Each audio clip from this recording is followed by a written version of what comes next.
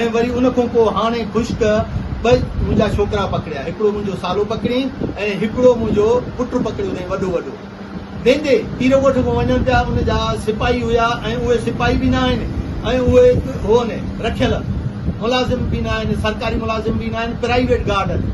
उन्हनि प्राइवेटनि गार्डनि मुंहिंजा छोकिरा वठी थाणे में बंदि करे, जंहिंमें ज़ुल्फ़कार महर आयो, चई हे त रफ़ीक जा पुटनि तां हिननि खे भई छो ॿाहिरि छॾियो आहे, छो वेठा आहिनि ॿाहिरि। हिननि खे मुंहिंजे पुटनि खे लता हणी ज़ुल्फ़कार महर अंदरि लाकअप करायो। 2 ॾींहं मुंहिंजा लाकअप हुया। मूंखे चई पैसा ॾींदे त ठीकु आहे, न त तुंहिंजा छोकिरनि खे हाफ फ्राई कंदो, तूं ॾोहारी आहे, तूं हीअं, मां तुंहिंजे छोकिरनि खे हाफ फ्राई कंदुमि। मुंहिंजे छोकिरनि ते अॼु ॾींहं ताईं न मुंहिंजे मथां काई FIR आहे, न मुंहिंजे मथां काई NC आहे। मुंहिंजे मथां साबित करे मुंहिंजे मथां का FIR आहे न सादिक।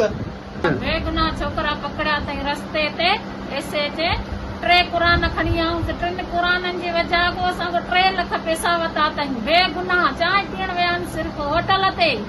हे आहे सादिक जो बछल, सादिक जी बदली थी वई आहे, हे मथां आयो आहे, हे सादिक जो बछल। एॾो नाक, एॾो गुनाह ज़ुल्म कया अथऊं असां सां। क़ुराननि खे बि न मञियो अथऊं, क़ुराननि खे बि न मञियो अथऊं। 3 क़ुराननि जी वजह खां 3 लख रुपया वरिता अथऊं असां खां, ज़ुल्म कयो अथऊं। ऐसे शो कहिड़ो हुयो? इहो शायदि आहे, शायदि ख़ुश्क। हाणे वरी इनखे बचायो आहे सादिक असांजे लाइ वेल कराए छॾियो आहे, जाॾे ताॾे ज़ुल्म कराए छॾियो अथई। मुंहिंजो सॼो घर बर्बाद करे वियो आहे, मेड़े वियो आहे, ज़ुल्म करे वियो आहे मूंसां। साबित कनि त बाबा तूं चोर सां वास्तो आहे या तो हे कमु कयो आहे। मुंहिंजे मथां अॼु ॾींहं ताईं हिकिड़ी गोली बि मुंहिंजे घर में बरामद न कई अथऊं, बग़ैर कंहिं हुनजी। 3 हथियार मुंहिंजा खणी आया, हिकु राइफल खणी अथऊं, रिपीटर खयो अथई ऐं पिस्टल खयो अथऊं। उहे 3 मुंहिंजा कोर्ट में ॼाणायल आहिनि। उन्हनि जा लाइसन बि खणिया आहिनि, उन्हनि जा फोटू डुप्लीकेट लाइसन मां जमा कराया कोर्ट में।